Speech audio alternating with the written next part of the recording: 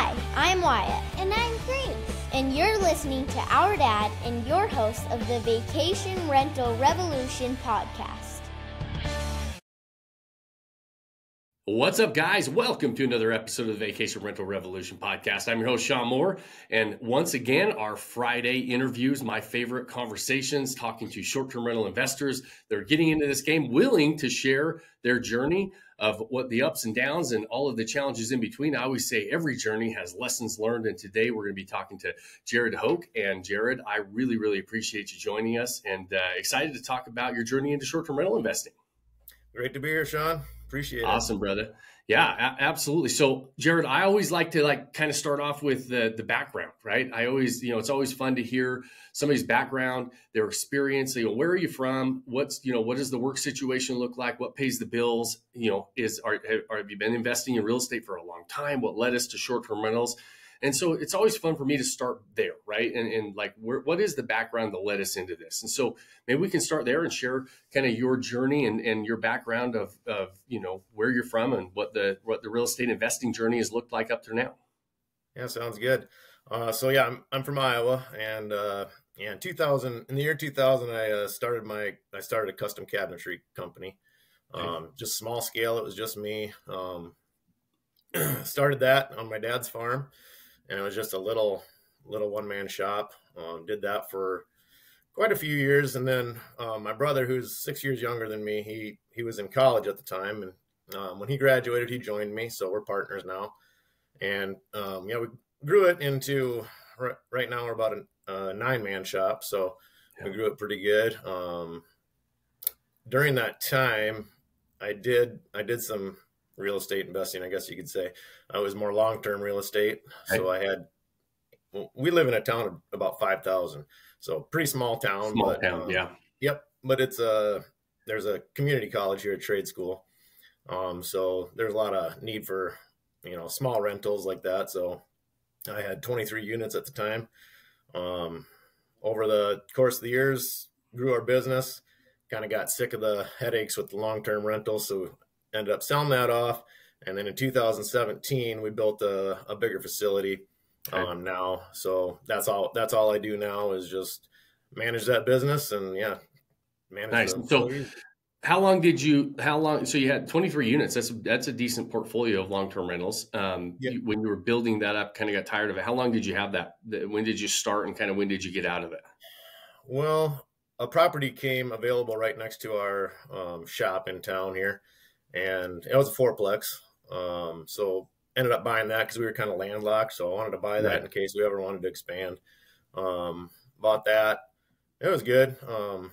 Had some good tenants, long-term tenants in there. And but it was an older property. None of these properties were high end or anything like that. So a lot of upkeep. And what I always liked about the rental business was, I wanted to provide somebody with a good place to stay. I want it to be nice.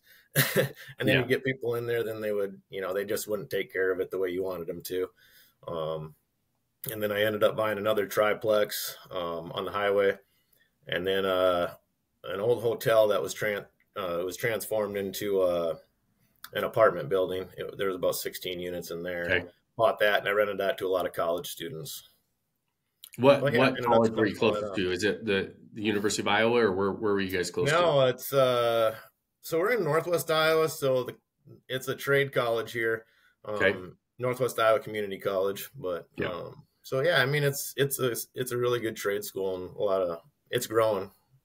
Right. And it's interesting. I'm always curious about because so many people are navigating, especially somebody listening to the journey into a specific asset class. Like we're always talking about short-term rentals. And I always like to start with the background because some people have zero experience investing in other asset classes. Other people like you have some experience. 23 units is like a decent amount of experience in another asset class to become and form an opinion on it. And a lot of times, I know like for me, I had 52 long-term rentals at one time. And it wasn't that they like you always hear about the stories of, well, I got tired of fixing toilets and getting calls at 2 a.m. And that's not what really, that wasn't my experience. I didn't deal with that often. It was like, maybe you had that and it was the minority of the time. But the thing that you kind of just mentioned was similar to my experience with long-term rentals was I really like, I would take a lot of pride in like having these properties really nice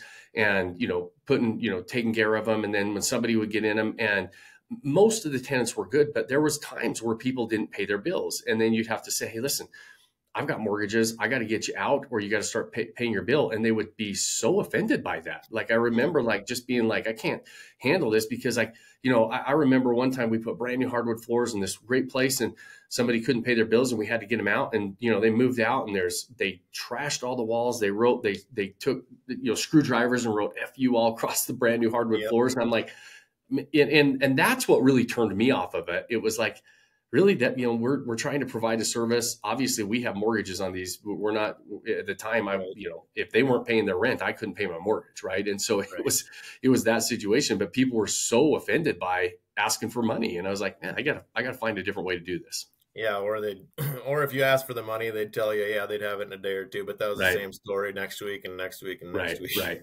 And if you're nice and you're compassionate and I think the majority of people are, and I think that's what gets a lot of like long-term, landlords in trouble is they, they're like, okay, I'll give you another week. Okay. I'll give you another week. And before we know it, we put ourselves in a bad position.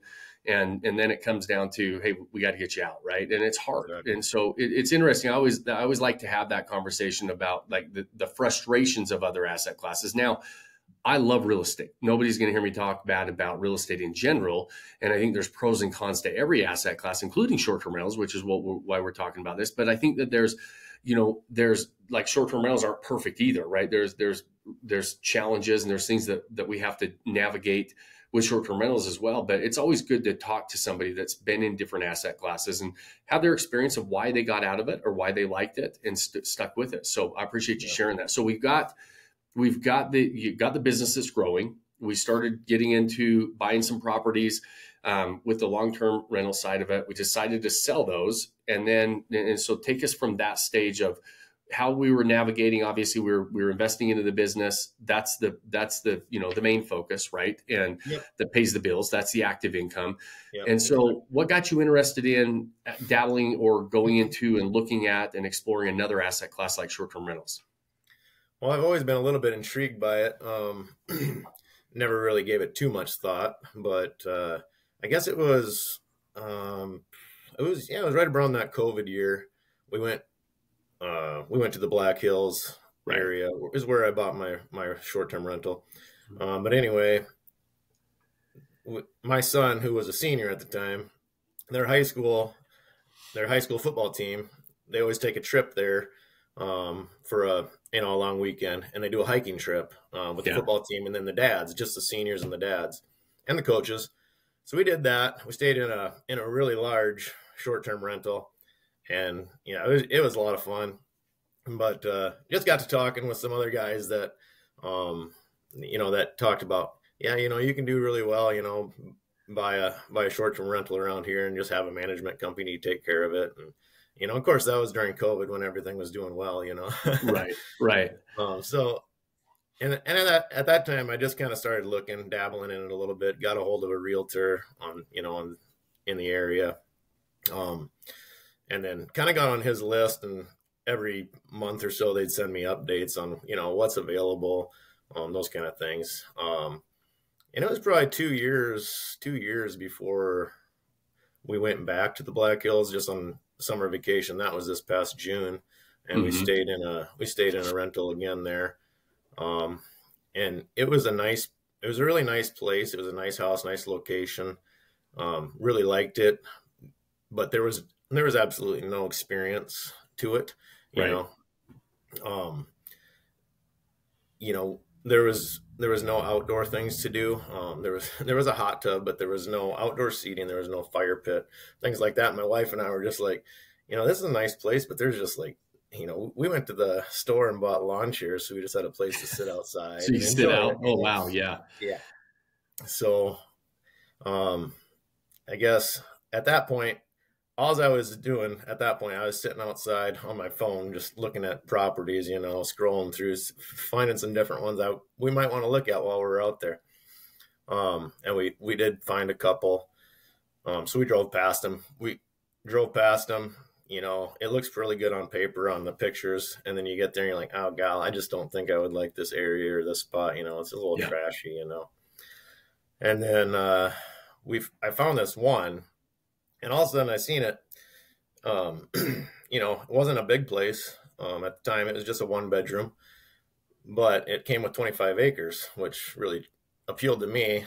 Yeah. Just because I'm a hunter and I like wide open spaces and that kind of thing. So I was like to my wife, I was like, I want to go drive past this one. She was like, no, it's way too small. We can't.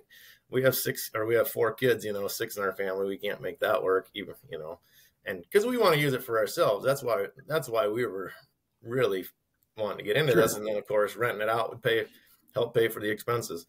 But we went up and looked at it, and the minute I got up there, I mean, it was like a ray of sunshine shining down on this place. Just like, oh my goodness, this is the best place I've ever seen. You know, it felt like this was meant to be. Yeah. So we looked at it. My wife could see my eyes were just in love with the place. And so we started brainstorming. So the garage, it's like the upper living area is above the garage. Mm-hmm. So, but they had plumbing in the garage for like a bathroom and stuff. So what we ended up doing is making that garage space into another king suite. Okay. And so it's more living area now. So now it can sleep eight people. And so, and this is it's still like, so what city is it actually in? So this is in, it's a Lead, yeah. South Dakota. Yep. That's the address. Yep. It's actually, it's 5 miles from Deadwood, 5 miles from Lead. Yeah. Yeah. And so, right. Spearfish. Yeah. Lots of, I mean, I'll tell you, it's funny that I had never been to that area, the Black Hills, Mount Rushmore, Deadwood, all those areas. And 2 summers ago, we went there for the week of 4th of July, and we travel a fair amount as a family. We go to a lot of different places, and kids have been all over we've gone to Europe, and we go to a lot of tropical vacations. We go all over the U.S. And to this day, we think, like, we talk about it as a family. That is our favorite area. It was one of our favorite vacations we've ever gone on. I mean, it is a beautiful area, right? And it's just a lot to take in. I love the idea of having 25 acres. And you said a couple things that I want to unpack a little bit, and because we talk about a lot of the different things and the reasons and how to succeed in the short-term rental game on this podcast, right? Our goal is to have people walk into this with their eyes wide open. We talk about these journeys, and I like to unpack pieces of it. But one thing you said that you noticed indirectly was, as a user, as a guest, you realized, I'm staying in this place. I love the area, but the accommodations just aren't that great, right? I'm not, nice house, probably had, the basic necessities, but that's what most people do, is they have these properties in good areas, and they furnish them with basic necessities. And if you just raise the bar, right, and you just create this great experience, and you take this property, and we'll talk about what you guys have done to it. And, where you said, we took the top area that was our living area. We converted the garage into a second living area, so we've got more space. But also, there's part of the draw of that area is understanding that, people love, like, the outdoors nature of that area, right? I mean, the beautiful hikes, the different places to go visit, all revolves around the outdoors. And you've got this little sanctuary on 25 acres, which is really, really fun. It is. And it's elevation is over 5,600 feet. So, I mean, it's a climb to get up there. So in the winter, you need 4-wheel drive, and everything. But man, once you get up there, I mean, it's truly, once you get up there and you're there, it's an experience like you're not going to find in many other places. I just know you won't. Right. Yeah. And so when did it launch? When was that time frame of buying it, getting it set up, launching it? Talk us through a little bit about, like, how it's done since we've launched it. Is it too soon to tell, or when did we launch it? So we actually launched right in December of 23. So okay. We actually, like I said, we looked at it in June. Yeah. I think it was the end of July when we finally submitted an offer. And it was a pretty expensive property, and we came down quite a bit from what they were asking. Not really super hopeful that they'd take it. Right. But they and they didn't take it, but they counter offered, and it was real close. I mean, it was really close to what. So I was like, yeah, we got to do this. Right. So we they counter offered, and we accepted, and then yeah, we got everything closed. We closed the end of August, Okay. and so then, but between July and the end of August, my wife and I were busy planning and buying furnishings and getting the artwork ordered and all that stuff. So yeah, we were doing the Vodyssey course the whole time. Going through that. And so close on the end of August, launched December, but in between August and December, you guys have, a remodel, right? Or at least like, are you doing most of that with your background in finish work and construction at all? Or were you? I did some, but mostly not, because I mean, it's 7 hours away from here. Sure. So yeah. What we did, this place was built in 2019, so it's fairly new property. Yeah. So I contacted the builder that built it, asked if he would be interested in doing their model for me. He said they only do new construction, but he gave me a contact of their sister company that does more remodels and that kind of thing. So got a hold of them, and yeah, the next time we went up there, we met with them and showed them what we were thinking, and yeah, they were all on board with that. And to be honest, I didn't think I would get this thing launched until probably this time of the year right now. Yeah. Yeah. But I talked to the contractor, and I was like, yeah, I think we can get this, done. And, probably, in November sometime, we'd probably be done. And then that would give us the rest of the time to finish setup and everything, which it worked out to a T. We got everything set up. Yeah, I think Thanksgiving we were there, and finished up our setup, and then nice. And then we got it listed, and we were. How'd the launch go? So did you have it available for Christmas, New Year's? That's a busy week, but probably not the busiest time of year, right, in the area of South Dakota that we're at, right? It's cold. Exactly. Yep. We actually the first guest was the 29th of December that came in. Okay. So. Which I was really hoping for, because we were trying to get the tax benefits, of course. Right. So cutting a little close there, Gered. Yeah, and I know, but and you had talked about, it's not necessarily 100% deal that you have to have somebody rented as long as it's listed in service. Yeah. And it was listed, but I felt good about getting somebody in there at least. So yeah. You want to, the gold standard is definitely having that guest check in and stay in that calendar year. So that's good that you were able to get that. So you guys are launching in the slowest part, like probably your slowest season, and you haven't had a chance to go through your peak season yet, right? We're just on the heels of the peak season right now. Yep. Yeah. And actually we've had pretty good bookings already.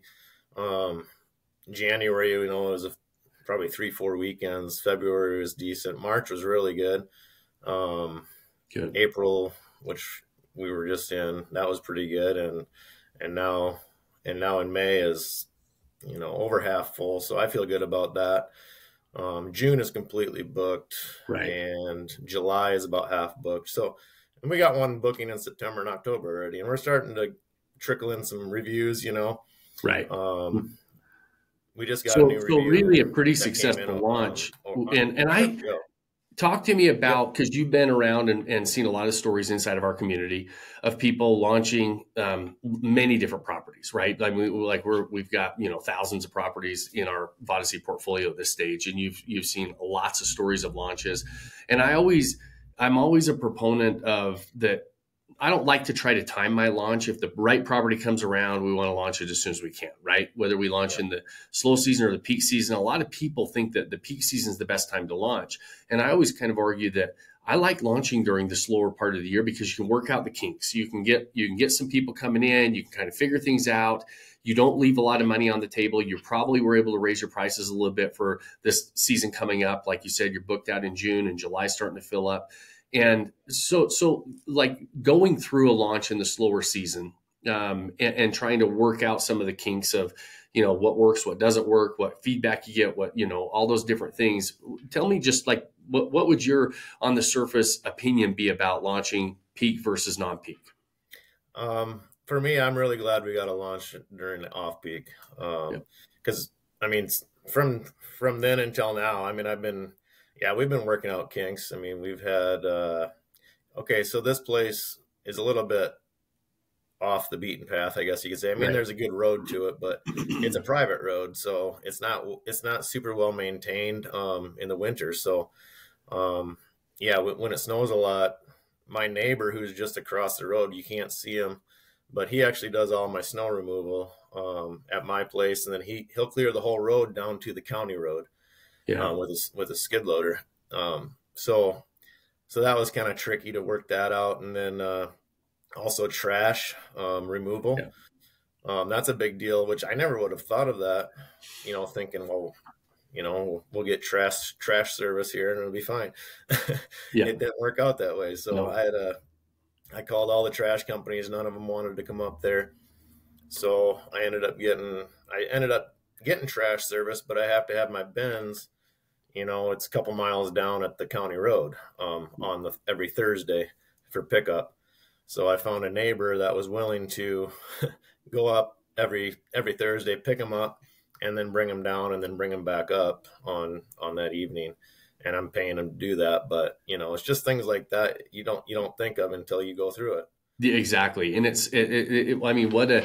this is one of the reasons I love these conversations, because like you said, you don't think of some of these things, but it's really common on remote properties that we overlook the trash removal. And because it's really common that you can't get trash service at them, and somebody's got to take it out. And we've got a property where our property manager has to literally haul off the trash in the back of her truck every single time she goes there, and she has to take it all the way to the dumps because there's no trash service in the area at all. And so navigating remote properties and figuring that stuff out is a big deal. But it's easier to figure it out when things are a little bit slower. It's nice to have some money coming in and getting these guests, but kind of figuring that stuff out instead of when somebody's, every day in June's booked and July's going to be booked, and you're like, man, how am I navigating this? I've got people that are calling me. I've got to figure this out. And so it's a little easier to do it when you've got a couple of days of breathers in between, right? Yeah, exactly. Yeah. I'd be a lot more stressed out if it would have been during a busy season. Right. And yeah, my property manager, he didn't want to do the trash. He didn't want to go up there every week and haul it down. And, I understand that. So, so I had to figure that out. But how was it finding property management? So talk to us about that, because remote areas, again, can be a little bit of a challenge with property managers. Yeah. Yeah. The property manager we have, so they're a good managing company. I'm not saying I'm going to be long-term with them, but when I was starting to look at these properties, 2 years ago or whatever, I was already in contact with this property management company, just kind of asking them questions, and we'd correspond every month or two, and I'd tell them, we're going to be offering on this property, and things like that. And so when it came down to it, it just kind of worked out that I kind of felt a little bit obligated to give them a try. Right. I didn't interview many, which I probably should have, and I kind of am now, after the fact, as I'm figuring out, what they're willing to do, what they're not willing to do, and things like that. And they could up the game, but. Right. And sometimes they can, in these areas, and you have these relationships and you are both working together, a lot of times they will make some adjustments. And sometimes they're like, hey, we just don't want to do that. And it's okay if they don't, and it's okay for you to have other conversations, right? And try to find the person that does, because at the end of the day, they're really helping us deliver a great experience. And if some of the things they're not willing to do detracts from that experience, like what if you couldn't have found somebody to help with the trash? Well, for a guest to show up with trash bins full, that detracts from the guest experience. And so I need their cooperation on certain things. Right. And exactly. But it's good to have those conversations and navigate. I mean, property management, I always say, is the Achilles heel of the business, and finding the right property manager is hard, and getting, having, we both have our businesses, right? We have these amazing properties. We spend a lot of money on them. We spend a lot of money curating these great experiences. We want those property managers to help us deliver that experience at a top level every single time. And sometimes it's just not the same. Like we don't have the same business model, right? We don't have the same, idea of what that looks like, and that's okay. And you should have those conversations and continue to navigate it till you have the one that you're like, yep, this is the right fit, because they're out there. They're hard to find. And sometimes, we do have to make some concessions, especially in remote areas. But, you're still in an area that there's a lot of traffic that goes there. There's a lot of people who love that area. And, there's some major profit drivers in that area. And so it's, when there's a lot of visitors, a lot of major profit drivers, there's going to be also help on the management side as well. Right. Yeah. So yeah, no, this is, I love these conversations, Gered. So I'm excited for you about getting into the peak season, right? We're booked out. Yep. Really navigate. It's like, as a property owner, like my favorite time is like that launch is really exciting. The first booking is really exciting. That's always that relief of, oh, somebody booked it. Somebody actually wants to stay. And when you start to see those bookings come in, that's a big deal. But as an investor, as a property owner, being able to go through your first peak season and see the potential the property has, the earning potential, the reviews that will start to pile in, the guest experience that people are loving it, that's really when everything starts to come together and you start this belief and this like conviction of, hey, I kind of like this asset class. And so I'm excited for you. You're right on the heels of that, right, this year. Yeah. And so we're rolling into that this year. So I'm excited for you. What are the plans for the future? This was a lifestyle asset. You guys really like this area. You like the having that lifestyle asset that you guys could go use as well. Is this something we want to continue to build a portfolio around and go into other markets? Or are we saying, hey, listen, we want to see how this one goes and then we'll decide from there? Yeah, I guess I'm very interested in other markets, and I'm very interested in, more properties. And sometimes I have to hold myself back from even looking too much right now, because I really want to get this one maximized because I have a few more plans, for this place too, that I want to do before I get too far ahead of myself. But yeah, I'm going down next week. I'm going to put in a barrel sauna and stuff like that. Nice. So a couple things that I want to get done yet with this property, just to kind of make it that top-notch experience that I think it can be. And then after that, we'll see. But yeah, it'll probably be, and I definitely, as a W-2, well, I'm still a W-2 earner because we're a corporation. So I pay myself a W-2. So I definitely need the tax advantages, which is really, it's a big deal. Yeah.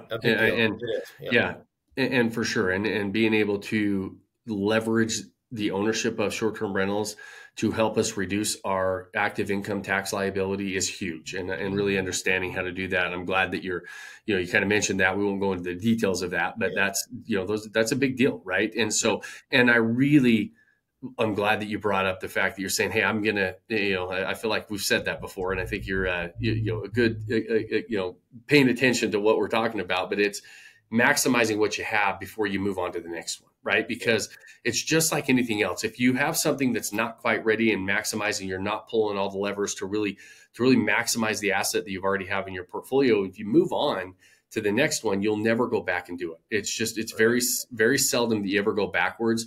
And so if you don't maximize before you move on to the next one, you end up having a very mediocre portfolio, and a mediocre portfolio in our world doesn't make a lot of money, right? We have to operate toward the top of these markets to make money, and there's no reason we shouldn't. And so I'm glad to hear that that's on the agenda before we move to the next one. Like you said, it is exciting to look at properties and want to go to the next one. And sometimes we do have to hold ourselves back a little bit, but having that discipline to say, hey, listen, I'm going to maximize what I have, because, by pulling those levers, there's a lot of money that we leave on the table if we don't do so.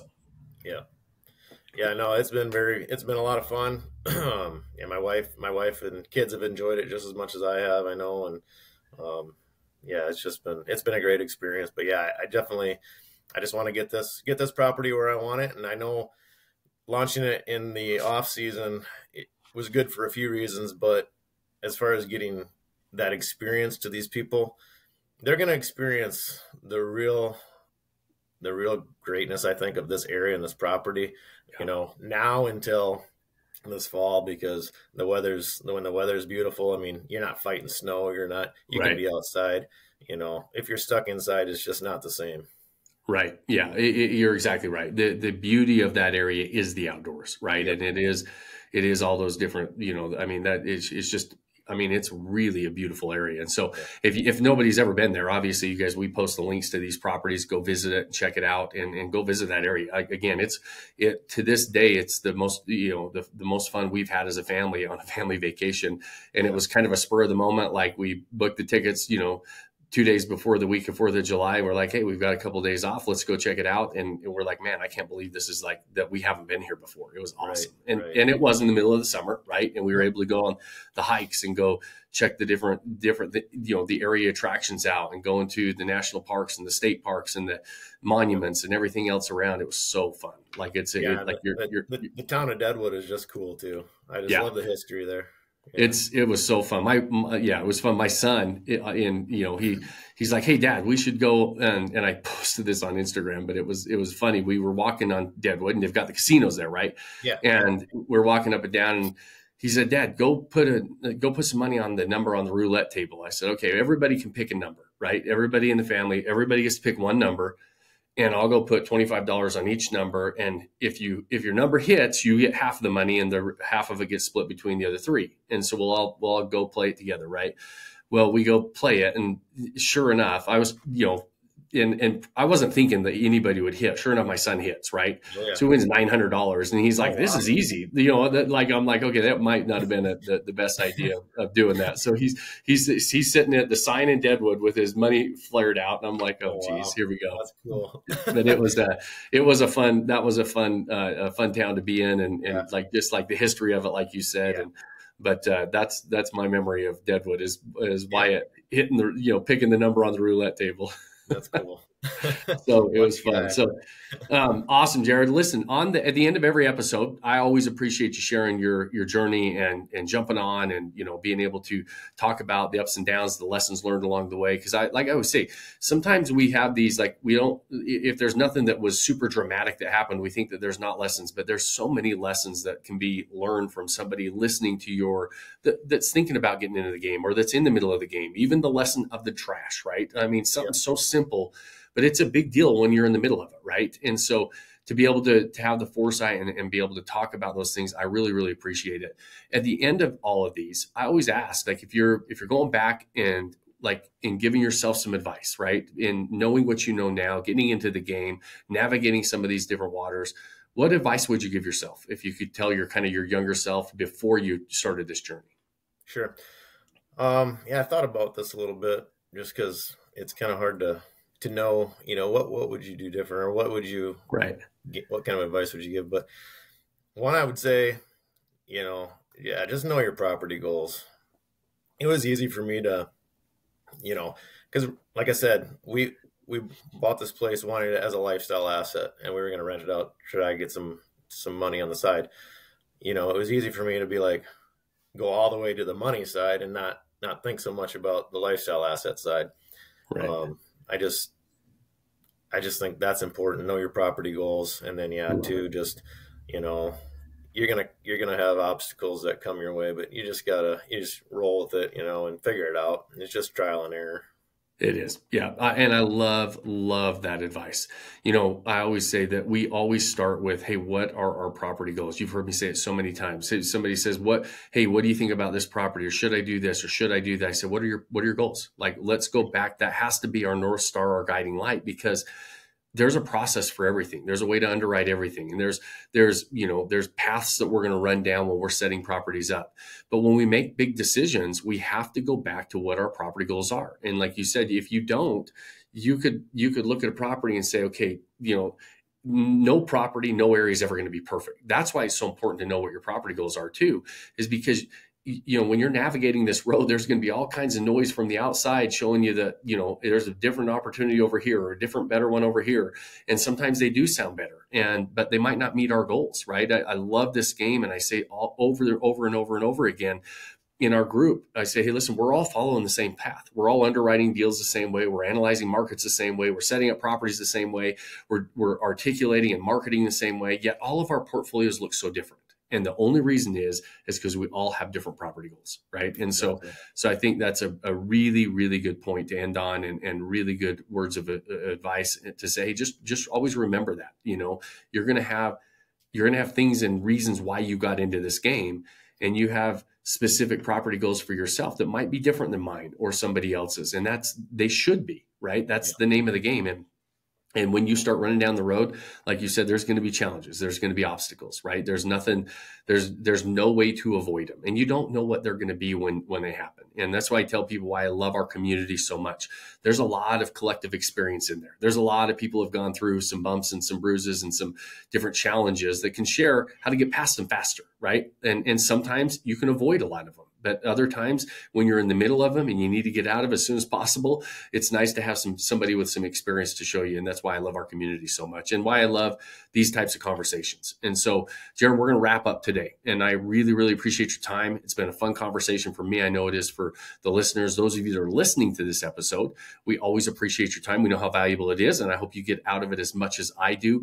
I always ask you 2 favors at the end of every show. And the first one is, if you know anybody else that would like to be a part of these conversations, walk into the short-term rental game with their eyes wide open, because that's our ultimate goal with these types of conversations. Share the show. Those things help us spread the word and get more people involved in these conversations to really raise the bar in the short-term rental industry. And then if you have more than 30 seconds on whatever platform you're watching or listening on, like it and give us a review. Those things help us as well. And the final and most important thing that I always challenge you and ask you to do at the end of every episode is to pick that one thing you can do today, start building that life you don't want to take a vacation from. Cheers, my friends. Thanks for joining us on this episode of the Vacation Rental Revolution podcast. Share this with other people you think need to hear about it. And don't forget to subscribe and leave us a review. Hey Grace, is there a website? Yes! For more amazing content and expert advice, visit Vodyssey.com. Thanks for listening, and we'll see you on the next episode.